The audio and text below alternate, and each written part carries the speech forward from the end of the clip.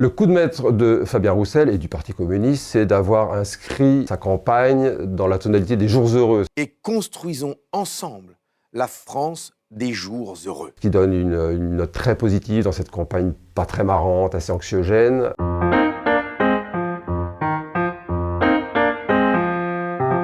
C'est la bonne surprise de la campagne 2022. Fabien Roussel émerge. C'est le premier candidat communiste depuis Marie-Georges Buffet en 2007. Ce monde libéral marche sur la tête.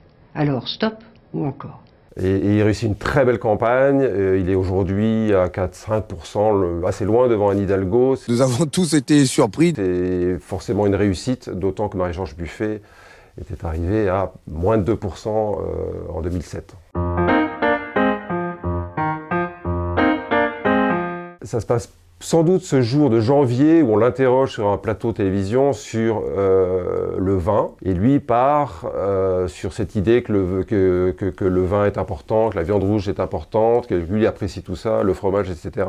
Un bon vin, une bonne viande, un bon fromage, pour moi c'est la gastronomie française. Et je dis que le bon et le beau, je pense à l'art, tout le monde doit y avoir des petites choses comme... Ce qui le rend tout de suite très sympathique. Il n'était pas très connu, il émergeait pas beaucoup jusqu'alors. Et là, il devient vraiment une figure médiatique importante.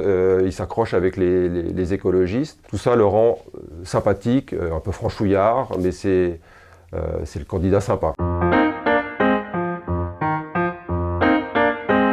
C'est d'avoir inscrit sa campagne dans la tonalité des jours heureux. Et construisons ensemble la France des jours heureux. Qui donne une note très positive dans cette campagne pas très marrante, assez anxiogène. Il rajoute un tas d'expressions, de punchlines, comme le roussellement. Et c'est pour ça que j'ai proposé le roussellement, contre le ruissellement.